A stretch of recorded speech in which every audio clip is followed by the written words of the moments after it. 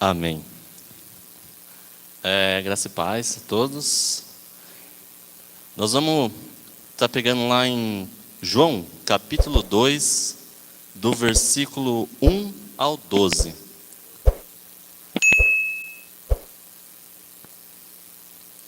Essa é uma passagem bem conhecida, né?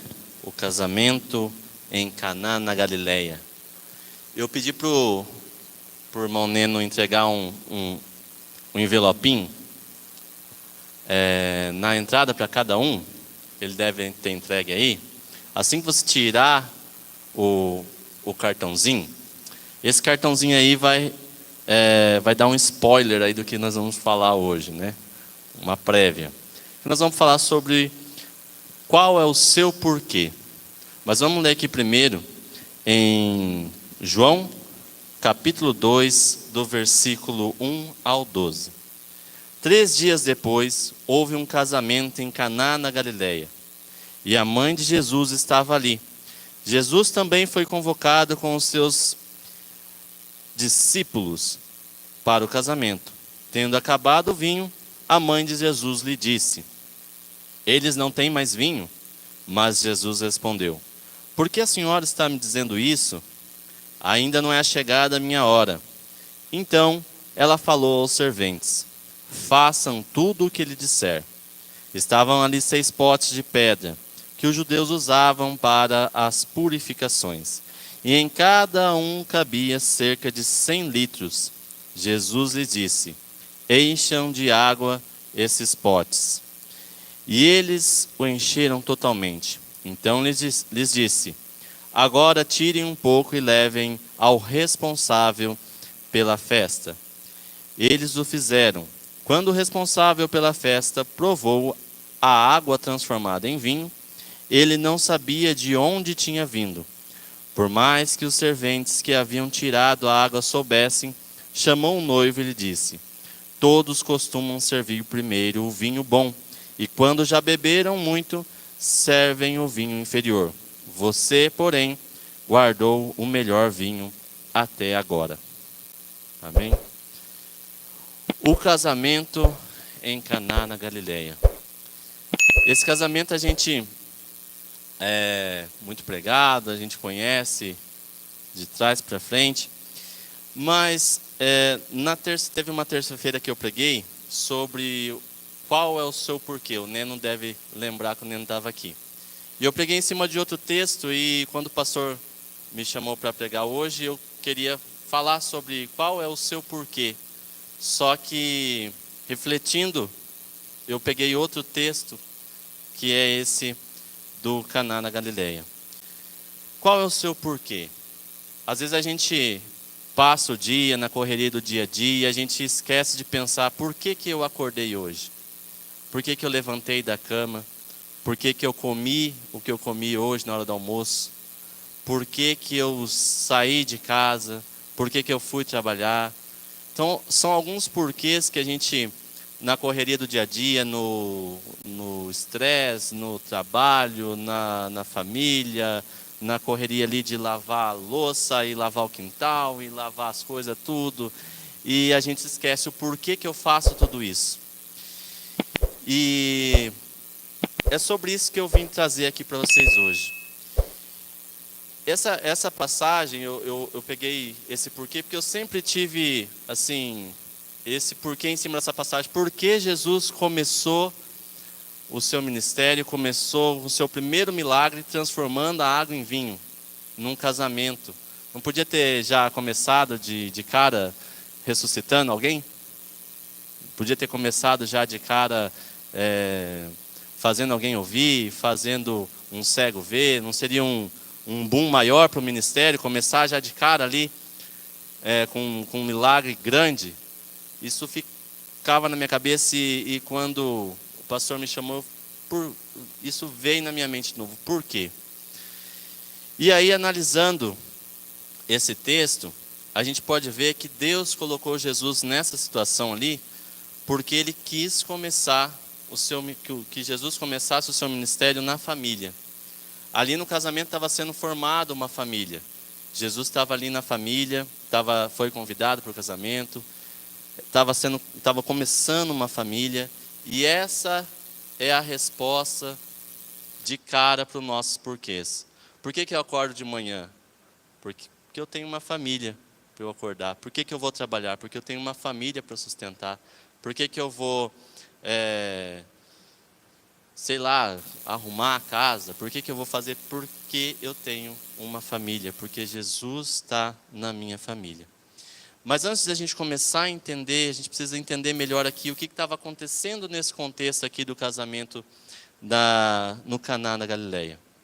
Caná ficava a 8 quilômetros de Jerusalém, que é onde Jesus foi criado, e 37 quilômetros de Cafarnaum, que é onde Jesus morou ali e exerceu a maioria da parte do seu ministério.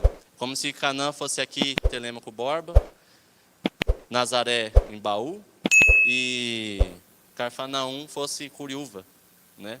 Ou Tibagi. Então a gente está aqui em Canaã, Nazaré está ali no Embaú, e Cafarnaum, Tibagi, que é 37 quilômetros mais ou menos, né? Então a gente imaginar ali, colocar nesse contexto aonde Jesus estava no início do seu ministério ali. Na época o casamento não era igual hoje, né? Durava 7 dias ou mais, dependendo aí da festança. Imagina se hoje durasse 7 dias um casamento, um só, já fica caro para fazer, né? Imagina se durasse 7 dias. Mas na época durava 7 dias. Tinham as talhas que ficavam na frente da casa, e ali, como era muita gente, tinham 6 talhas ali, 6 potes grandes, cheios de água, porque eles precisavam, na hora que entrar na festa, precisava se purificar para entrar na festa. Então eles se purificavam ali nas talhas e entravam na festa. Sabemos também que Jesus chegou depois que ele encontrou Natanael, né? Conversou ali com Natanael, com Felipe, depois de 3 dias, que fala aqui no início, no dia seguinte, aqui fala aqui na minha, 3 dias depois que ele encontrou o Natanael, né? Conversou com Natanael, ele apareceu, começa essa passagem. A gente não sabe qual foi realmente o dia da festa, se Jesus chegou no primeiro dia que começou a festa, no segundo, no terceiro dia que iniciou a festa.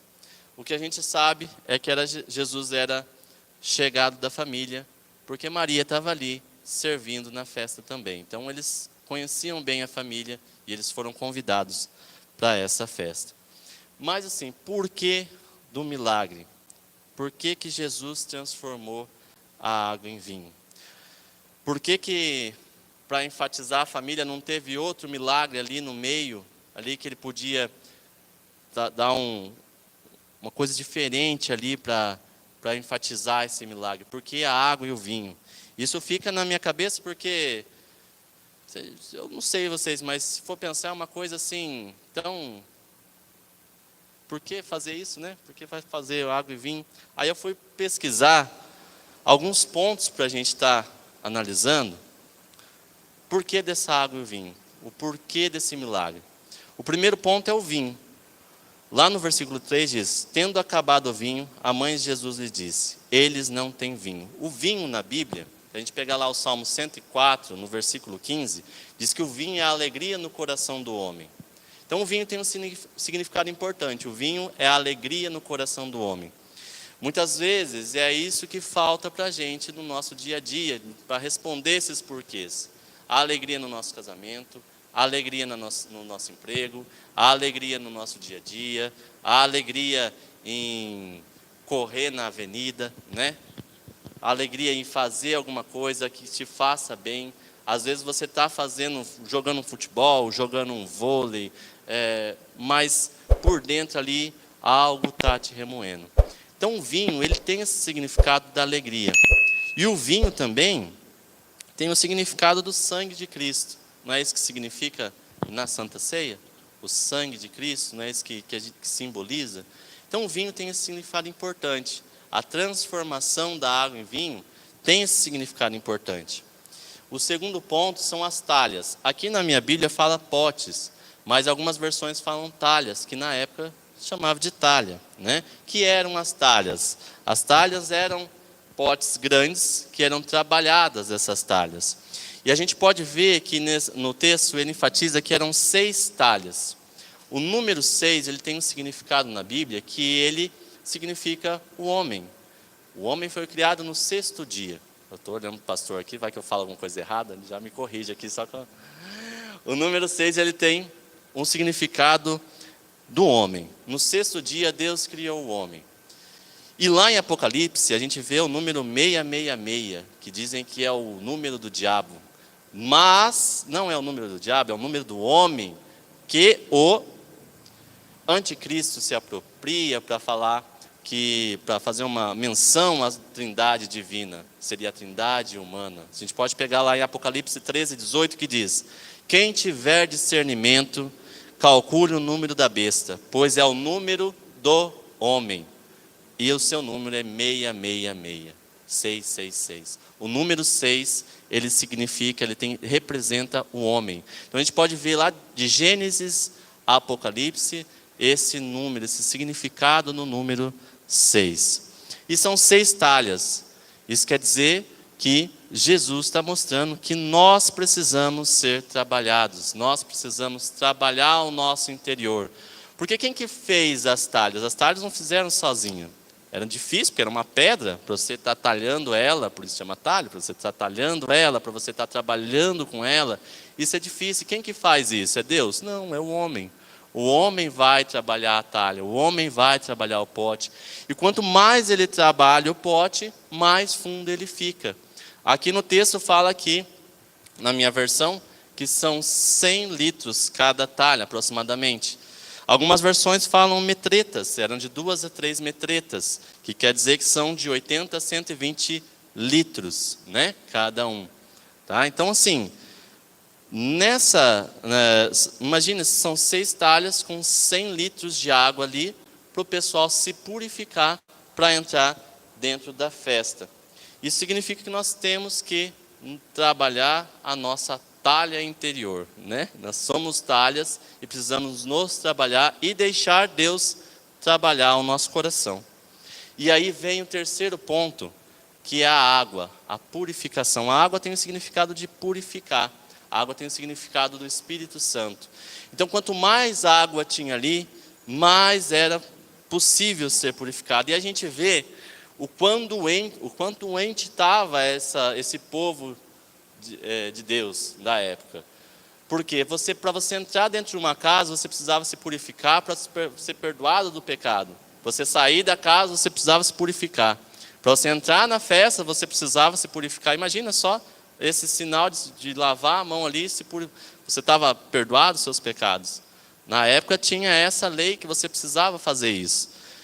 E a gente pode ver ali, um pouquinho mais para frente, se a gente pegar ali no versículo 13 ao 21, fala que depois da festa, Jesus purifica o templo. Ele vai para o templo e purifica o templo.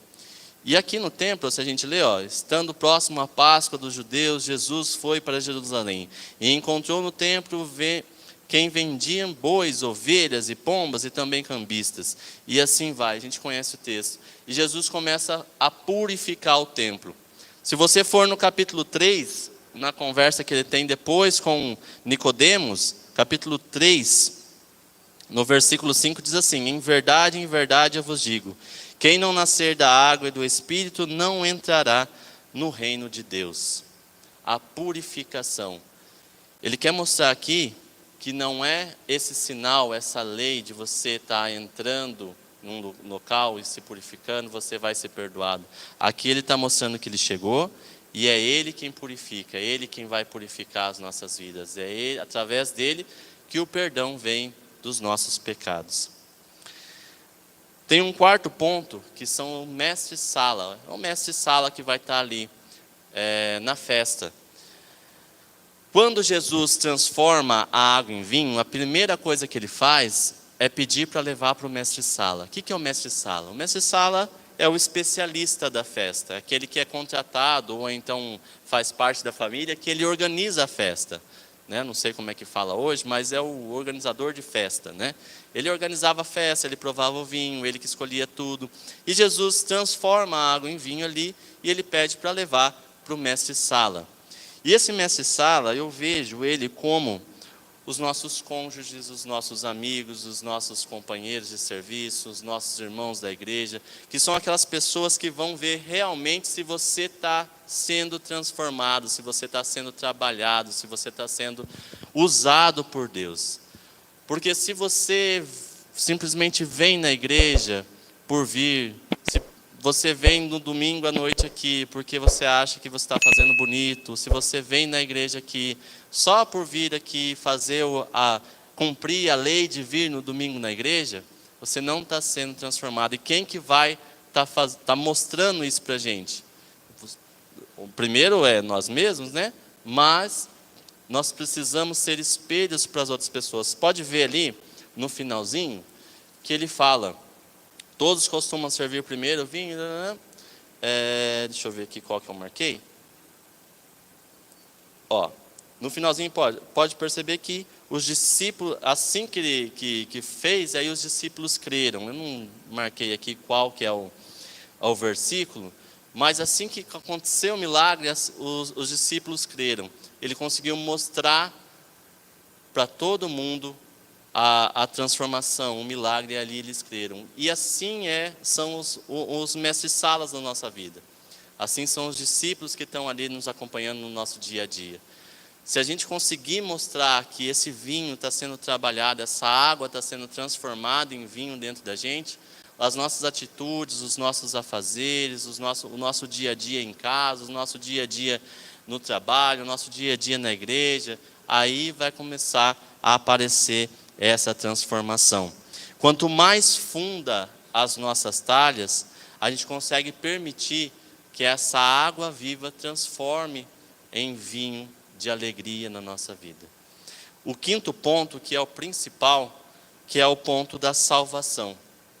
Todo milagre tem um porquê. Jesus faz um milagre, mas não é do nada assim, eu vou transformar essa água em vinho, né?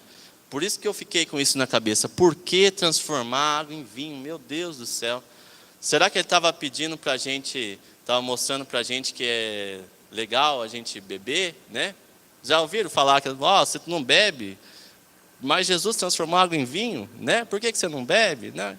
Então assim, por quê? E isso fica na nossa cabeça. Qual é o propósito de transformar a água em vinho?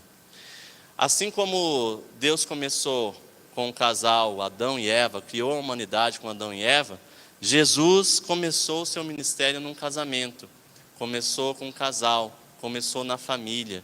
Então Deus começou a humanidade com uma família. Jesus começou o seu ministério com uma família.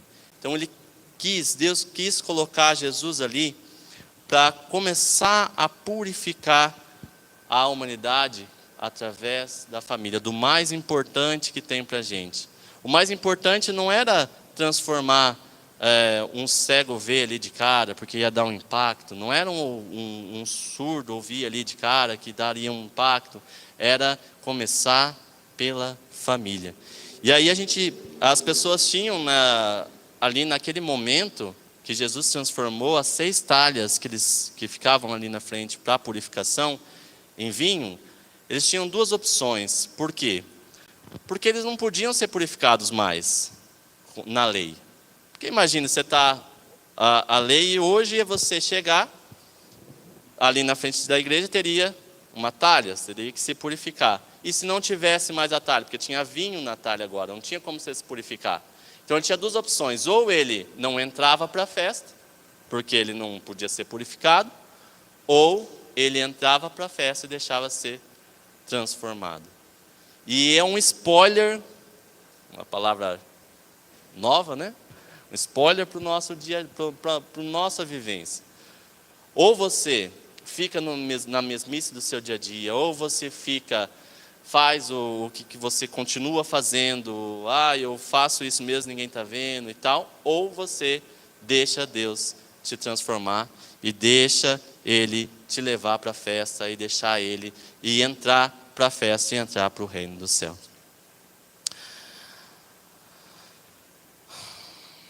E ali no versículo 10 diz assim: todos costumam servir primeiro o vinho bom, e quando já beberam, muitos servem o vinho inferior. Você, porém, guardou o melhor vinho até o final.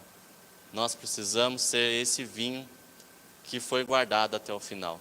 Não adianta eu deixar Deus me transformar, deixar Deus falar comigo, deixar Deus usar a minha vida e continuar fazendo as mesmas coisas.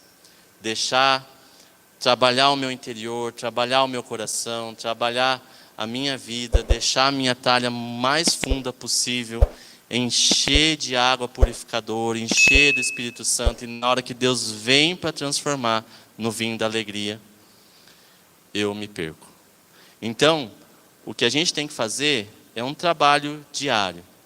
Continuar tratando, continuar trabalhando, continuar talhando, continuar cavando essa talha, para que caiba cada dia mais água viva dentro da gente. Mais Espírito Santo. Porque quanto mais Espírito Santo tiver, quanto mais água tiver, mais a possibilidade da gente ser tratado, mais a possibilidade da gente ser transformado. Esse papelzinho eu pedi para entregar no começo, tem umas linhazinhas ali, e se você virar de ponta cabeça ele, tem o gabarito.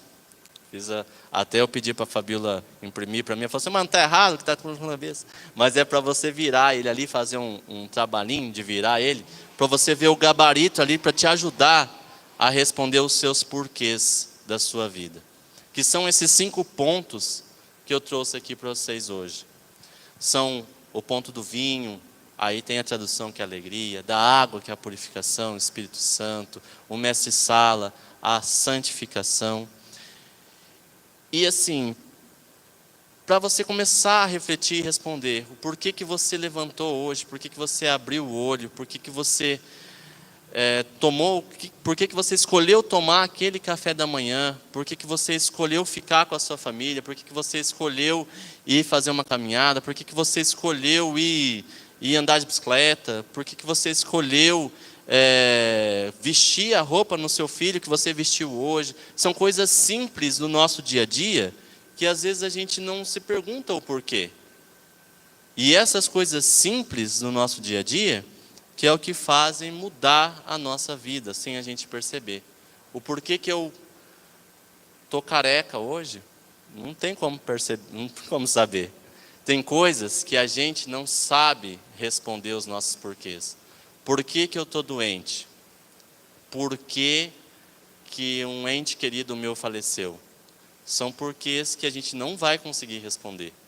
A gente só vai conseguir essa resposta quando a gente conseguir entrar na festa. Quando a gente conseguir entrar na festa, aí sim Deus vai falar com a gente e vai responder o porquê que eu fiquei careca, o porquê que o meu pai está doente, o porquê que um ente querido meu faleceu, o porquê que está acontecendo isso na minha vida, o porquê que acontece tudo isso. Então, a mensagem de hoje é a gente tentar responder os porquês que a gente consegue responder e deixar os porquês que a gente não consegue responder depois que a gente entrar na festa. Mas para a gente entrar na festa, a gente precisa ser purificado, a gente precisa ser transformado pelo vinho. Se a gente não deixar Deus nos transformar no sangue do Cordeiro de Deus, no vinho que alegra nosso dia a dia, nós não vamos conseguir entrar na festa. E o porquê que responde e a gente precisa colocar ele como uma resposta é a família, que é o projeto de Deus, desde Gênesis, desde o início. Deus criou a humanidade, criou a vida, Adão e Eva. Adão é a humanidade, Eva é a vida. Deus criou a humanidade, criou a família, é o projeto de Deus. Jesus veio para restaurar essa família. Jesus veio para restaurar a nossa vida. Jesus veio para purificar a nossa vida. E é através dela que a gente consegue responder os nossos porquês e ser purificados de verdade. Então, para colocar em prática esses porquês, essas respostas que a gente precisa, que anseia responder todos os dias na nossa vida, é que eu coloquei esse papelzinho aí para você levar para casa, para você responder. Assim que você acordar, vou colocar na prática agora. Assim que você acordar, amanhã cedo, Carol, você vai convidar Jesus para a sua vida. Acorda e fala: Jesus, eu te convido para a minha festa, para a minha vida. E assim que você convidar ele para a sua festa, vai vir um estalo na sua cabeça. Por que eu acordei hoje? Aí você vai lá no papelzinho e escreve: eu acordei porque eu estou com saudade da Aninha. Né? Eu acordei porque... Dá um bom dia para ele. A gente dá bom dia para todo mundo, né? Mas às vezes esquece de dar bom dia para Deus, para Jesus. Quando a gente convida alguém para a festa, o que a gente faz? Cumprimenta. A gente convidou Jesus para a festa, assim que acordou. Dá um bom dia para ele. Começa a conversar com ele. Às vezes eu penso, eu não consigo orar em voz alta. Sim, é dificuldade que eu tenho, já falei para o pastor. Mas a conversa diária que a gente tem com Deus é o porquê para responder essas dificuldades que a gente tem. Eu converso com Deus o tempo todo, a gente conversa com Deus o tempo todo, a gente anda com Deus o tempo todo. É só você perceber, nas pequenas atitudes que a gente tem na vida, a gente está respondendo os nossos porquês assim. Ele está respondendo, na verdade, os nossos porquês, sem a gente perceber. Deixa Ele trabalhar nas suas decisões. Eu preciso tomar uma decisão amanhã importante. Entrega nas mãos dele. Convida ele para essa decisão primeiro. Ele vai responder para você. Você não precisa ficar ansioso, não precisa ficar angustiado, se você convidar Jesus para responder essas decisões para você. E para a gente trabalhar essa talha que a gente tem, as nossas talhas para encher, como que a gente trabalha? Aí a gente pergunta, né? Como que eu vou trabalhar esse interior? Eu vou trabalhar esse interior lendo a palavra, orando, jejuando, vindo na igreja, conversando com Deus o tempo todo. Então é assim que a gente trabalha a nossa talha, é assim que a gente trabalha o nosso interior. Orando, conversando, vindo na terça-feira, na oração, vindo na escola dominical, vindo na igreja aos domingos à noite. Então pequenas coisas que a gente faz, a gente consegue trabalhar esse nosso interior. Cavar cada dia mais essa nossa talha. E aí amanhã, depois que você fizer toda essa prática, escreveu lá nesse papelzinho amarelo tudo os seus porquês, conseguiu mentalizar, conseguiu visualizar isso tudo que você tem para responder, aí você vai dormir, antes de dormir você agradece. Agradece por todas essas respostas que Deus deu na sua vida.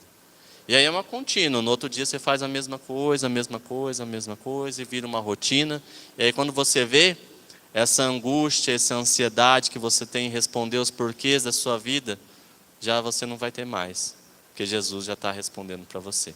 Aí vai de você tornar isso como rotina.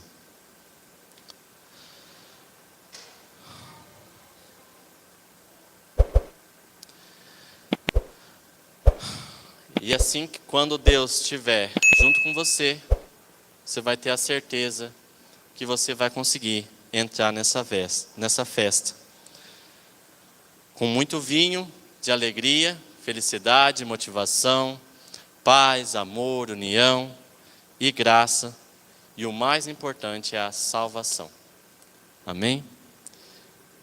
Queria chamar o pastor aqui para orar.